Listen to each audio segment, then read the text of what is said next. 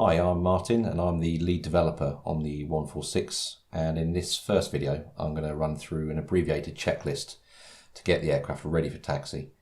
The manual includes detailed checklists, handling notes and a full tutorial flight, which will go into this process in more detail. We're currently parked at Southampton Airport in the UK with the aircraft configured in a cold and dark state.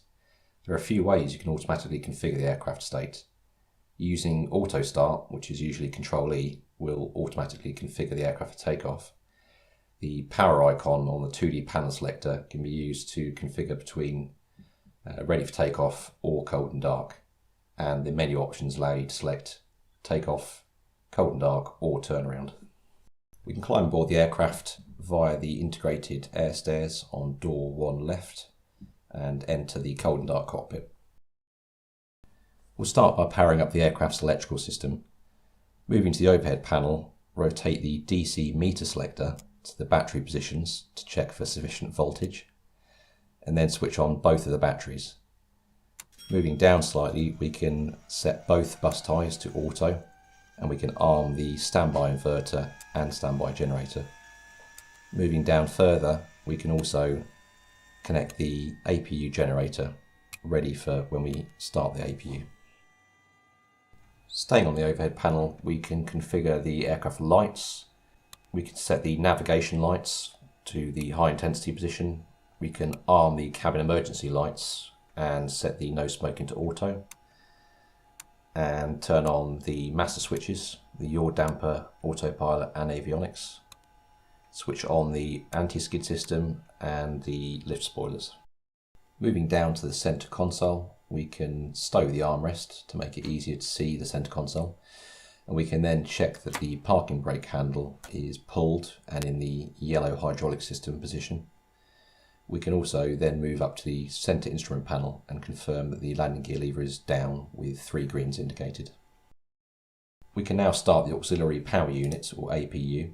Moving back to the overhead panel, set the left inner fuel pump to on to provide sufficient fuel supply, and then move the master switch to start. You can monitor the APU RPM and TGT rise. Once the APU RPM stabilises at approximately 100%, the APU power available light will illuminate and you'll be able to hear the APU come online. As we've already switched on the APU generator switch, the aircraft will now be powered on the AC and DC electrical system. The APU air can also be switched on to provide cool air to the cabin. We can now carry out a quick test of the master warning system, MWS. Currently this is in the ground operation position, so we can push it in and then push it in a second time to trigger the test. We can then cancel the MWS test by returning the switch to the neutral off position and then cancel the attention getters. We can also carry out other tests, including the stall warning and identification test, which will trigger the stick shakers. We're now ready to close the cabin door, but first we need to retract the air stairs. The air stairs require yellow hydraulic system pressure to be operated, and therefore, as we don't currently have the engine pumps running, we're going to need to switch on the AC pump. With the yellow hydraulic system pressurized, we can now use the Animations 2D pop-up window to retract the air stairs and then close the cabin door.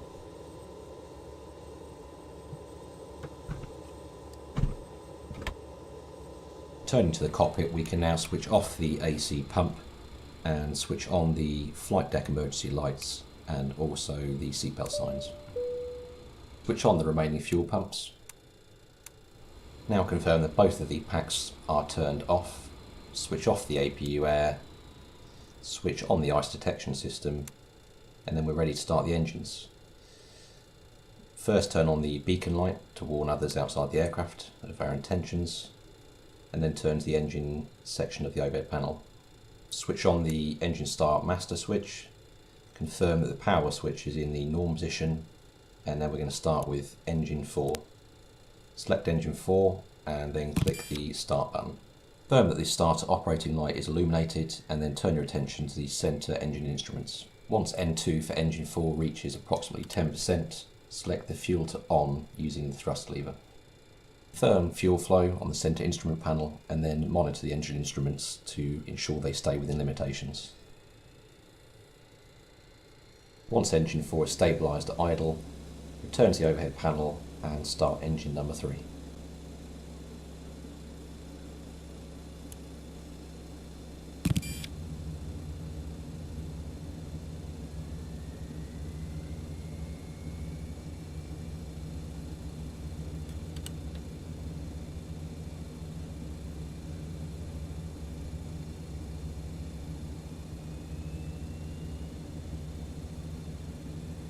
Repeat this process for engines 2 and 1, and then return to the overhead panel and move the engine selector to the off position and the start master to off. With the engines now running, we can turn on the 2 engine driven electrical generators.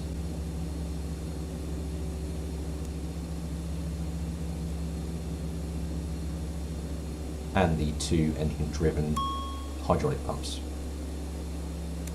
We can then start running through some of the after start checks, turn on the continuous ignition switches and the heaters, switch on the APU air and the packs to get some air into the cabin, turn the brake fans to auto, and finally we can start configuring some of the avionics, including the radios and the brake temperature monitor.